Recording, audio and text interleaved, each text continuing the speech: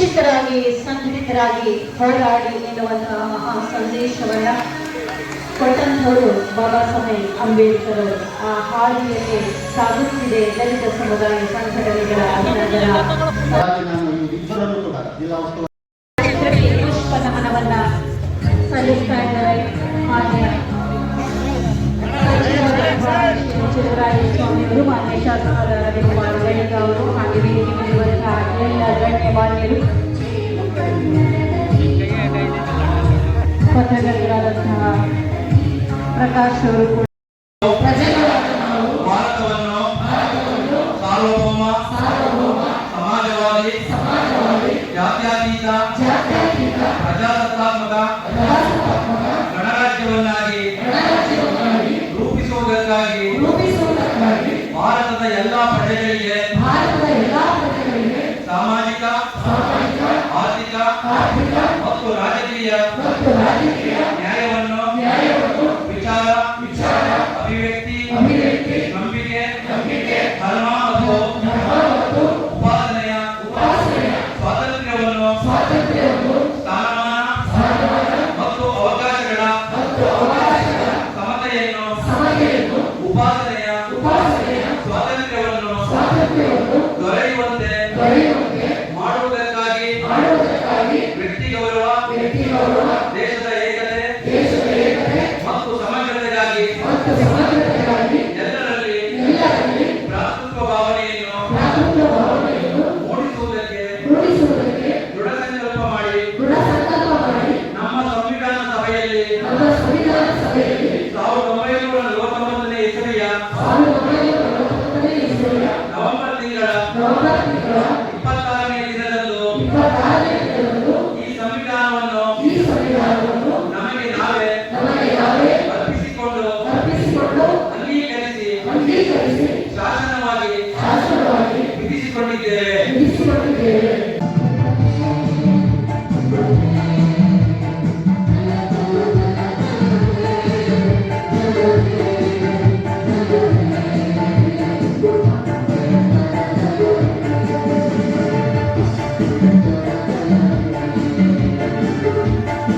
ಯಾಕೆಂದ್ರೆ ಒಂದು ಅವಕಾಶಗಳನ್ನು ನಮಗೆ ಸಿಗ್ತಾ ಇರಲಿಲ್ಲ. ರಿಸರ್ವೇಷನ್ ಏನೋ ಒಂದೇ ಒಂದು ಕಾರಣಕ್ಕೆ ಮಳವಳ್ಳಿಯನ್ನ ಮೀಸಲು ಸ್ಥಾನ ಮಾಡಿದ್ರು ಬಿಟ್ರೆ ಅಲ್ಲಿ ಮಾತ್ರ ಅವಕಾಶಗಳನ್ನು ಕೊಡ್ತಾ ಇದ್ರು. ಯಾಕೆಂದ್ರೆ ಬೇರೆ ಪರಿಶಿಷ್ಟ ಜಾತಿಯವರು ಬೇರೆ ನಿಲ್ಲಂಗಿರಲಿಲ್ಲ. ಒಂದು ವೇಳೆ ಅದಿಲ್ಲ ಅಂದ್ರೆ ಎಲ್ಲ ಒಂದೇ ಜಾತಿಗೆ ಸೇರ್ತಕ್ಕಂಥ ಒಂದು ವಾತಾವರಣ ನಿರ್ಮಾಣ ಆಗೋಗಿತ್ತು ಮಂಡ್ಯದಲ್ಲಿ.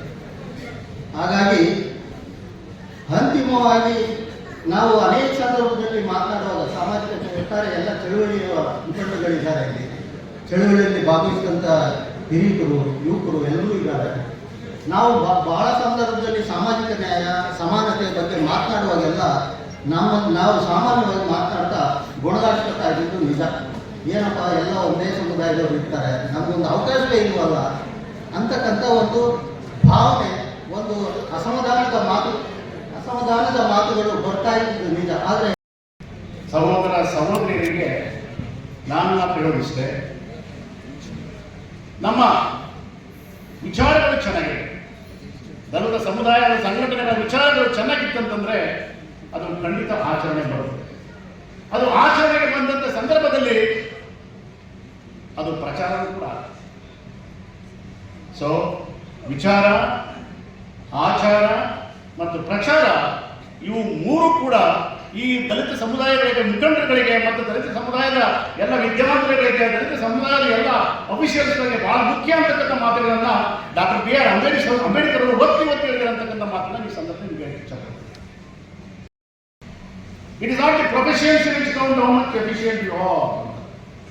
ಅರ್ಥಾತ್ ನೀವೇನು ಕೆಲಸ ಮಾಡ್ತೀವಿ ಅಂತಕ್ಕಂಥ ಮುಖ್ಯ ಅಲ್ಲಪ್ಪ, ಅದರಲ್ಲಿ ಎಷ್ಟು ಪ್ರವೀಣತೆಯಿಂದ ಮಾಡ್ತಾ ಇದೆಯಾ, ಜನಸಾಮಾನ್ಯರನ್ನು ನಿಮ್ಮ ಜೊತೆಗೆ ಎಷ್ಟು ಮಟ್ಟಿಗೆ ಕರ್ಕೊಂಡಿದ್ಯಾ, ಜನಸಾಮಾನ್ಯರು ನಿಮಗೆ ಎಷ್ಟು ಮಟ್ಟಿಗೆ ಒಪ್ಕೊಂಡಿದ್ದಾರೆ ಅಂತಕ್ಕಂಥ ಮಾತನ್ನು ಬಾಬಾ ಸಾಹೇಬ್ ಅಂಬೇಡ್ಕರ್ ಅವರು ಹೇಳಿದ್ದಾರೆ.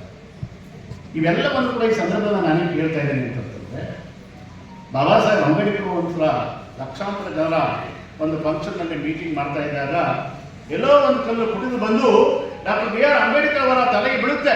ತಲೆಗೆ ಬಿದ್ದ ತಕ್ಷಣ ಅಂಬೇಡ್ಕರ್ ಅವರಿಗೆ ರಕ್ತಸ್ರಾವ ಆಗುತ್ತೆ. ಅಲ್ಲಿದ್ದಂಥ ಪೊಲೀಸ್ ಪೇದೆಗಳು ಡಾಕ್ಟರ್ BR ಅಂಬೇಡ್ಕರ್ ಅವರನ್ನ ಹೊಡೆದಂಥ ವ್ಯಕ್ತಿಗಳನ್ನು ಹುಡುಕ್ಬೇಕು ಅಂತ ಅರೆಸ್ಟ್ ಮಾಡಕ್ಕೆ ಹೋಗ್ತಾರೆ. ಡಾಕ್ಟರ್ ಬಾಬಾ ಸಾಹೇಬ್ ಅಂಬೇಡ್ಕರ್ ಹೇಳ್ತಾರೆ, ಡೋಂಟ್ ಅರೆಸ್ಟ್ ಹಿಮ್.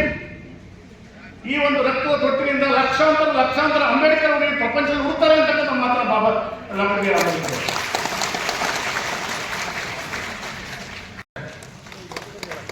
ಇಡೀ ನಮ್ಮ ನಾಯಕರಾದಂತಹ ರವಿಯವರು ಸಂದೇಶವನ್ನು ಕೊಟ್ಟಿರುವುದು ಮಂಡ್ಯ ಜಿಲ್ಲೆಯಲ್ಲಿರುವಂತಹ ಎಲ್ಲ ದಲಿತ ಸಮುದಾಯದ ನಾಯಕರೆಲ್ಲರೂ ಕೂಡ ಒಗ್ಗೂಡಿಸಿ ಒಂದು ಸಂಘಟನೆ ಮಾಡುವಂತಹ ಜವಾಬ್ದಾರಿ ಎಲ್ಲರಿಗಿದೆ. ಆ ಕೆಲಸವನ್ನು ಮಾಡಬೇಕು ಅಂತ ಹೇಳಿದ್ರು. ಎಲ್ಲ ದಲಿತ ಮುಖಂಡರು ಕೂಡ ಒಗ್ಗಟ್ಟಾಗಿರ್ತೇವೆ, ಒಟ್ಟಿಗಿರ್ತೇವೆ ಅನ್ನುವಂಥ ಸಂದೇಶವನ್ನ ನೀಡುವ ಮೂಲಕ ಈ ಕಾರ್ಯಕ್ರಮವನ್ನು ಸಾಬೀತುಪಡಿಸಿದೆ. ಮುಂದೆನೂ ಕೂಡ ಇಡೀ ದಲಿತ ಸಮುದಾಯ ನಿಮ್ಮೊಟ್ಟಿಗೆ ಇರ್ತೇವೆ. ಅಧಿಕಾರ ಎಲ್ಲ ಗಣ್ಯರೇ, ಗಂಗಾಧರವರೇ, ಈ ದಿನ ನಾನು ಇಲ್ಲಿ ನಿಲ್ಬೇಕಾದ್ರೆ ಬಾಬಾ ಸಾಹೇಬ್ ಅಂಬೇಡ್ಕರ್ ಅವರೇ ಕಾರಣ. ನಾನು ಅಂತಲ್ಲ, ನಾವುಗಳು. ಯಾಕೆಂದ್ರೆ ನಮಗೆ ಮೀಸಲಾತಿ ಕೊಡದೇ ಇದ್ರೆ, ನಮಗೆ ಮೀಸಲಾತಿ ಇದ್ದರೆ ಯಾವುದೇ ಅವಕಾಶಗಳು ಸಿಗ್ತಿರ್ಲಿಲ್ಲ. ಹಾಗಾಗಿ ಅವರಿಗೆ ಮೊದಲನೇದಾಗಿ ಅವರಿಗೆ ನನ್ನ ಧನ್ಯವಾದಗಳನ್ನ ತಿಳಿಸ್ತೇನೆ. ಹಾಗೆ ನನಗೆ ಸರ್ಕಾರ ಬಂದ ತಕ್ಷಣ ನನ್ನ ಉಸ್ತುವಾರಿ ಮಂತ್ರಿಗಳಾದಂಥ ಚಲುವರಾಯಸ್ವಾಮಿಯವ್ರನ್ನ ಯಾವಾಗಲೂ ನಾನು ಕೇಳ್ಕೊತಾ ಇದ್ದೆ, ಸರ್ ನಮಗೆ ಒಂದು ಅಧಿಕಾರ ಕೊಡಿ ಸರ್, ನಮ್ಮ ಜನಾಂಗಕ್ಕೆ ಒಂದು ಅಧಿಕಾರ ಕೊಟ್ಟೇ ಇಲ್ಲ, ಇವರಿಗೂ ಸಿಕ್ಕಿಲ್ಲ ಅಂತ. ನಾನು ಮೊದಲೇ ಒಂದು ಕಳೆದ ಸರ್ಕಾರದಿಂದಲೇ ನಾನು ಮೂಢ ಅಧ್ಯಕ್ಷರ ಸ್ಥಾನ ಕೇಳ್ಕೊಂಡಿದ್ದೆ, ಅದು ನನಗೆ ಸಿಗಲಿಲ್ಲ. ಆದರೆ ನಿಮಗೆ ಬೇರೆ ಯಾವುದಾದ್ರೂ ಕೊಡ್ತೀವಮ್ಮ ಅಂತ ನನಗೆ ಭರವಸೆ ಕೊಟ್ಟಿದ್ರು ಚಲುವರಾಯಸ್ವಾಮಿಯವರು. ಅದನ್ನು ಈಡೇರಿಸಿದ್ದಾರೆ. ನನಗೆ ಉನ್ನತವಾದ ಸ್ಥಾನವನ್ನೇ ಕೊಟ್ಟಿದ್ದಾರೆ, ಒಳ್ಳೆ ಇಲಾಖೆ ಸ್ಥಾನವನ್ನೇ ಕೊಡಿಸಿದ್ದಾರೆ. ಅದರಿಂದ ಅವರಿಗೆ ನನ್ನ ಧನ್ಯವಾದಗಳನ್ನ ತಿಳಿಸ್ತೀನಿ. ನನಗೆ ಎಲ್ಲರಿಗೂ ಧನ್ಯವಾದ ತಿಳಿಸಿ ಅಷ್ಟೇ ಸಾಕು ಅಂತ ಹೇಳಿದ್ರು. ಹಾಗೆ ನಮ್ಮ ರವಿಕುಮಾರ್ ಗಣಿದಾರ್ ಅವರು ಕೇಳ್ಕೊಂಡ ತಕ್ಷಣ ನನಗೆ ಒಂದು ಲೆಟರ್ ಕೊಟ್ಟರು, ನೀನು ಮುಖ್ಯಮಂತ್ರಿಗಳಿಗೆ ನನ್ನ ಶಿಫಾರಸು ಮಾಡಿದ್ದೀನಮ್ಮ ಅಂತ ಲೆಟರ್ ಕೊಟ್ಟಿದ್ರು.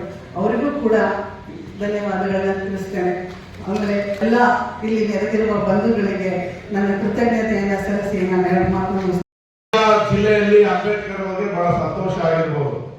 ಅಂಬೇಡ್ಕರ್ ಅವರ ಏನು ಕನಸಿತ್ತು, ಒಂದು ಶೋಷಿತ ಸಮಾಜ ಒಂದು ಉನ್ನತ ಹುದ್ದೆಯಲ್ಲಿ ಕೂರಬೇಕು, ಒಂದು ಜಿಲ್ಲಾ ಮಟ್ಟದಲ್ಲಿ ಆ ಹುದ್ದೆಯನ್ನ ನಮ್ಮ ಮುಖ್ಯಮಂತ್ರಿಗಳಾದ ಸಿದ್ದರಾಮಯ್ಯನವರು, ಉಪಮುಖ್ಯಮಂತ್ರಿಗಳಾದ DK ಶಿವಕುಮಾರ್ ಅವರು, ಚಲುವರಾಯಸ್ವಾಮಿ ಅವರು ಕೊಡಿಸಿದ್ದಾರೆ.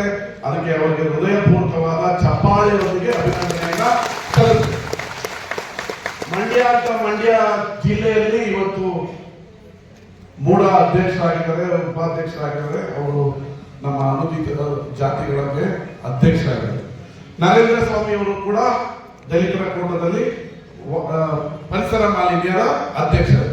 ಈ 4 ಜನ ಇತಿಹಾಸದಲ್ಲಿ 75 ವರ್ಷ ಮಂಡ್ಯ ಇತಿಹಾಸದಲ್ಲಿ 4 ದಲಿತ ಮುಖಂಡರುಗಳಿಗೆ ರಾಜ್ಯ ಮಟ್ಟದ ಉನ್ನತ ಹುದ್ದೆ ಸಿಕ್ಕಿರೋದು ಇದೇ ಸರ್ಕಾರದಲ್ಲಿ, ಇದೇ ಚಲುವರಾಯಸ್ವಾಮಿ ನೇತೃತ್ವದಲ್ಲಿ, ಇದೇ ಸಿದ್ದರಾಮಯ್ಯ ನೇತೃತ್ವದಲ್ಲಿ.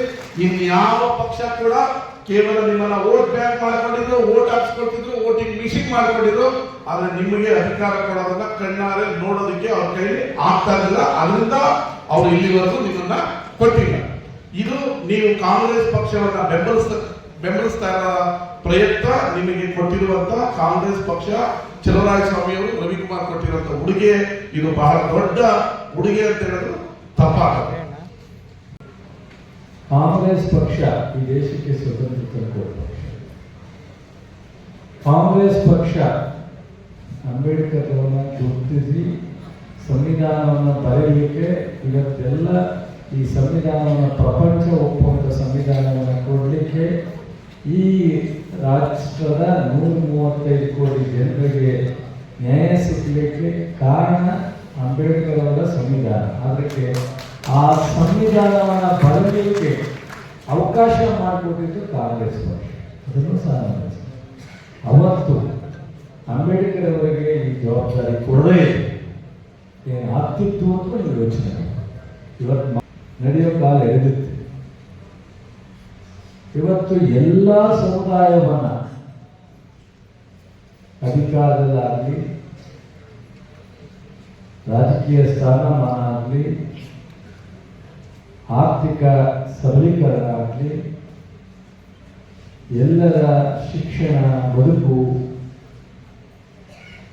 ಎಲ್ಲವನ್ನು ಸಮತೋಲನವಾಗಿ ಏನಾದರೂ ಮಾಡ್ತಿದ್ರೆ ಅದು ಕಾಂಗ್ರೆಸ್ ಪಕ್ಷ ಅನ್ನೋದನ್ನು ನೀವು ಮೂಲಕ ಅರ್ಥ ಮಾಡಿ.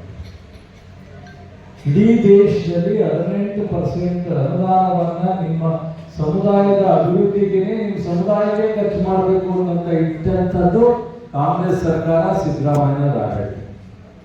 ಇಡೀ ರಾಷ್ಟ್ರದಲ್ಲಿ ಎಲ್ಲೂ ಇಲ್ಲ. ಯಾಕೆ ಕೇಂದ್ರ ಸರ್ಕಾರ ಇರ್ತಾನ?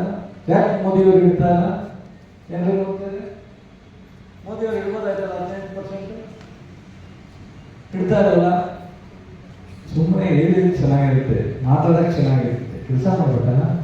ಕಾಂಗ್ರೆಸ್ ಪಕ್ಷ ನಮ್ಮನ್ನು 18% ಬಜೆಟ್ನಲ್ಲಿ ಸಪರೇಟ್ ನಮ್ಮ ಸಮುದಾಯಕ್ಕೆ ಇಟ್ಟವ್ರೆ.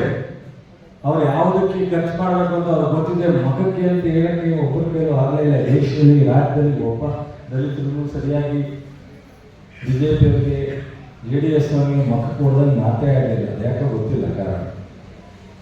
ಯಾರೋ 4-5 ದಿನ ಮಾತಾಡೋದು. ಹಳ್ಳಿನಲ್ಲಿ ಹೇಳ್ಬೇಕು, ಊರಲ್ಲಿ ಹೇಳಬೇಕು. ನಮ್ಮ ಕಾಲೋನಿಗಳಿಗೆ ಕೂಡಬಾರದು,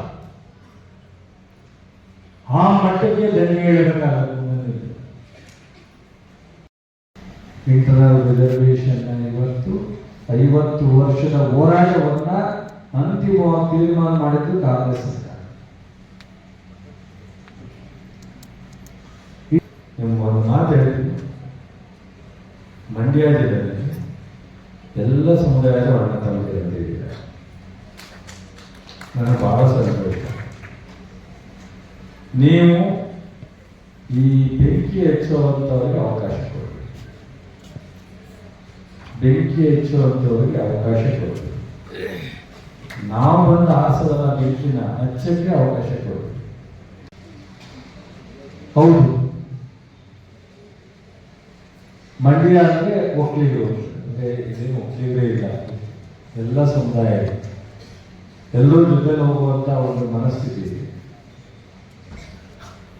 ಹಾಗಾಗಿ ಪ್ರಕಾಶ್ ನಮ್ಮೂರ ಅಧ್ಯಕ್ಷರಾಗಿ ಸ್ವಲ್ಪ ದಿವಸ ಮಾಡಲೇಬೇಕು ಅಂತೇಳಿ ಕಟ್ಟುನಿಟ್ಟಾಗಿ ನಿಂತು ರವಿಕುಮಾರ್ ಅವರು, ನಾನು ಸಹ ಒತ್ತಡವನ್ನು ತಡೆಯಲಿಕ್ಕೆ ಆಗ್ತಿರಲಿಲ್ಲ. ನಾನು ಮಾಡು ಅಂತ ಹೇಳಿರ್ಬೋದು, ಸಪೋರ್ಟ್ ಕೊಟ್ಟಿರ್ಬೋದು, ಆದರೆ ಆ ಒತ್ತಡವನ್ನು ತಡೆದಂಥವರು ರವಿಕುಮಾರ್. ರವಿಕುಮಾರ್ಗೆ ನಾನು ಸಹ ನನ್ನ ಪರವಾಗಿ